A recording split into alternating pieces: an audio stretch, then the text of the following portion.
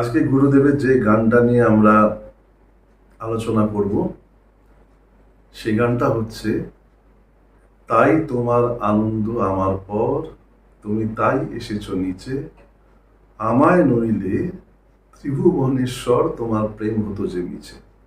কি অদ্ভুত কথা! ভক্ত, তার একটা ডিম্যান্ড রয়েছে, তার একটা দাবি রয়েছে। কি দাবি? কবিগুরু লিখছেন যে, আমায় নইলে ত্রিভুবনেশ্বর তোমার প্রেম হতো যে মিছে। অর্থাৎ ভক্তের যেমন ঈশ্বরকে প্রয়োজন, ঈশ্বরেরও ভক্তকে প্রয়োজন। কারণ এই যে সৃষ্টি, এই যে বৈচিত্র্য, এ তো তারই লীলা প্রকাশের মাধ্যম। তিনি সৃষ্টি করেছেন কেন? তার ইচ্ছে অনিচ্ছে, তার চাওয়া পাওয়া, এগুলো সমস্ত আমাদের মধ্যে দিয়ে বিকাশ ঘটিয়ে তিনি তার লীলা প্রদর্শন করেন, তিনি এনজয় করেন। আমরা যেমন ছোটবেলায় পুতুল খেলি না, পুতুলকে দিয়ে দিয়ে আমাদের চাওয়া পাওয়া, আনন্দ দুঃখ বেদনা রাগ অভিমান সবকিছু প্রকাশ করি। আমরা তো তার হাতের পুতুল। কিন্তু মজা হচ্ছে রবীন্দ্রনাথ এখানে যে দ্বৈত ভাবনা, দ্বৈত আর অদ্বৈত, এই গানটার মধ্যে অদ্ভুত মজা আছে। উনি দ্বৈত দিয়ে শুরু করলেন, ভক্ত ভগবান দুজন আলাদা, দুজনকে দুজনের প্রয়োজন। তাই বলছেন যে ভক্তের কাছে ভগবানকে নেমে আসতে হচ্ছে, কারণ আমায় না হলে এই ত্রিভুবনেশ্বর তুমি কার মধ্য দিয়ে প্রেমের প্রকাশ করতে। এইখানে হচ্ছে গানটার মজা। এবং এর পরে আমরা দেখব যে কিভাবে রবীন্দ্রনাথ ধীরে ধীরে এই দ্বৈত ভাবনা থেকে অদ্বৈতে গিয়ে শেষ করেছেন গানটাকে। সঞ্চারিতে গুরুদেব বলছেন, তাই তো তুমি রাজার রাজা হয়ে, তবু আমার হৃদয় লাগি, ফিরছ কত মনোহরণ বেশে, প্রভু নিত্য আছো জাগি। তিনি তো রাজার রাজা, পরমেশ্বর, তবু তাকে ভক্তের মন পেতে, তাকে কত মনোহরণ বেশে যে বারবার তাকে অবতীর্ণ হতে হয় ভক্তের সঙ্গে লীলা করার জন্য। এই তো বৈচিত্র্য, এই তো সৃষ্টির বিবিধতা। যদি আমাদের চোখ থাকে, যে ভক্তের চোখ আছে, যার অনুভব করার ক্ষমতা আছে, এই মনোহরণ বেশ সেই ধরতে পারে। বাকি তো আমরা সাধারণ মানুষ ধরতে পারি না কি রূপে কখন তিনি আসছেন আমাকে তার সঙ্গী করার জন্য, ঠিক কিনা? শেষে রবীন্দ্রনাথ বলছেন যে তার প্রেম কোথায় নেমে এলো না, ভক্তের প্রেম যেখানে, সেখানে এসে সেই প্রেম সমাহিত হলো। আর কি হলো? একটা যুগল সম্মিলন। কার সঙ্গে যুগল সম্মিলন? ভক্ত ভগবান, জীবাত্মা পরমাত্মা। আর ঠিক সেই সন্ধিক্ষণে তার যে পূর্ণ রূপ, সেটা প্রকাশ পেয়ে গেল।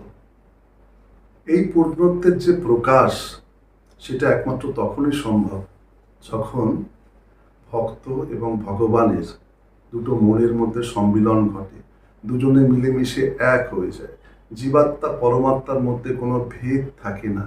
এখানেই হচ্ছে প্রতিষ্ঠিত হলো অদ্বৈত মতামত, অদ্বৈত ভাবাদর্শ।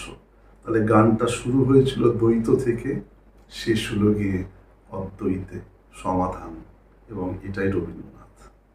আজকে আমরা এই গানটাই শুনব আজকের যে শিল্পী শ্রী প্রতিম ঘোষের কণ্ঠে।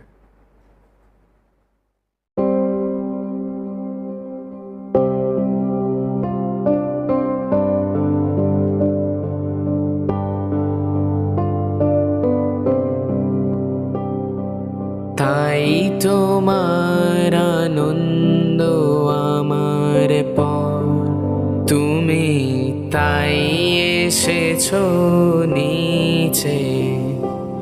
তাই তোমার আনন্দ আমার পর, তুমি তাই এসেছো নিচে। আমায় নইলে ত্রিভুবনেশ্বর তোমার প্রেম হতো যে মিছে। তাই তোমার আনন্দ পর তুমি তাই এসেছো নিচে।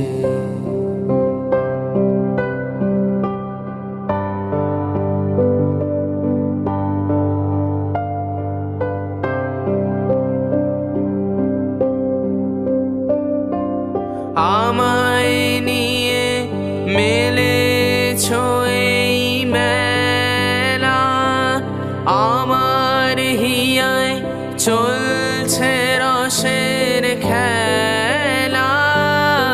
আমায় নিয়ে মেলেছো এই মেলা, আমার হিয়ায় চলছে রসের খেলা।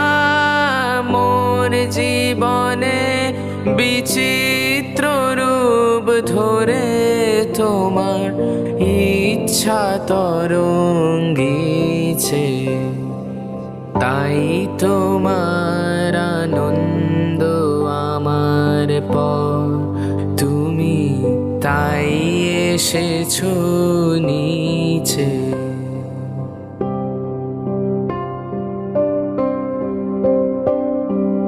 তাই তো তুমি রাজার রাজা হয়ে তবু আমার হৃদয় লাগি ফিরছো কত মনোহরণ বেশে প্রভু, নিত্য আছো জাগি।